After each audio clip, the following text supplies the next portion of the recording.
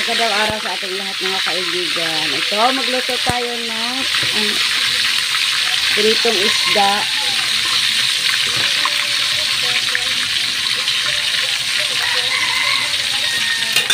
Yung isda natin lapu-lapu. Ayan. Ayan.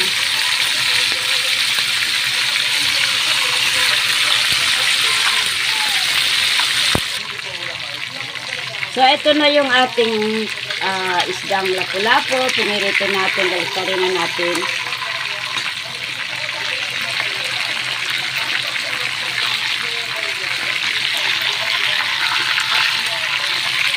Op.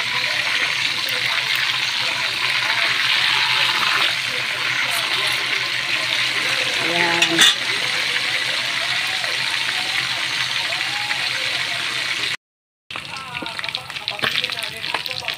So, ito na mga kaibigan, ito na yung ating pritong isda. Tanggalin na natin.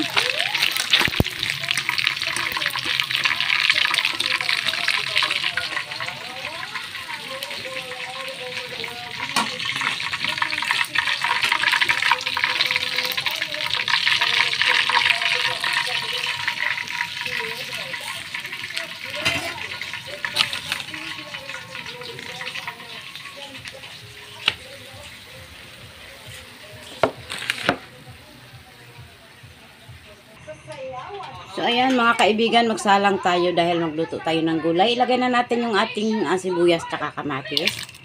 Ayan, magpakulo tayo ng tubig. So, ito mga kaibigan, silipin natin. Ayan, ito. Kumulo na yung ating kamatis at sibuyas. Lalagay na natin yung ating okra. So, ibuhos na natin yung ating okra mga kaibigan. Takpan natin ulit. So, ito naman yung ating kangkong, malunggay. Ayan. So, ayan, kumulo na. Lagay na natin yung ating kangkong at saka malunggay.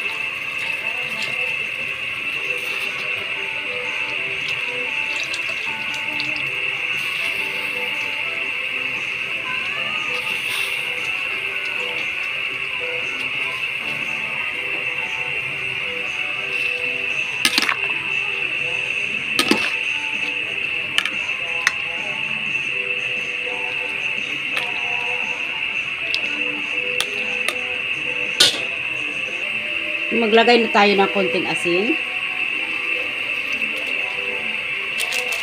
Lagyan natin ng konting magic.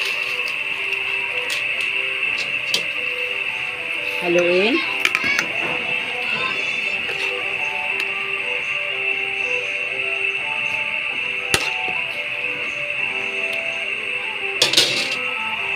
Takpan natin ito ulit. Para maluto yung ating kangkong at saka yung ating okra. Lipin natin.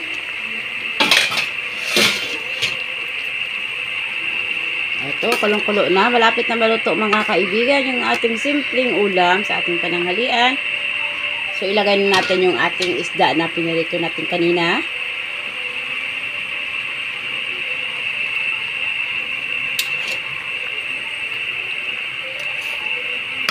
So, kailangan na natin itong tikman.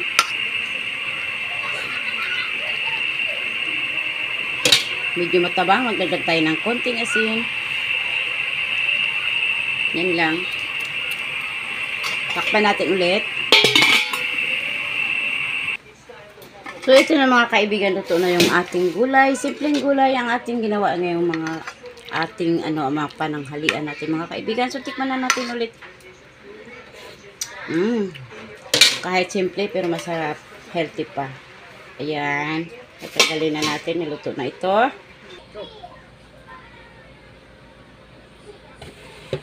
So ito na mga kaibigan, luto na yung ating ulam para sa ating pananghalian, simpleng ulam. Meron tayong ito yung ating laoy na gulay, nilagyan natin ng prito na isda at saka yung ating isda.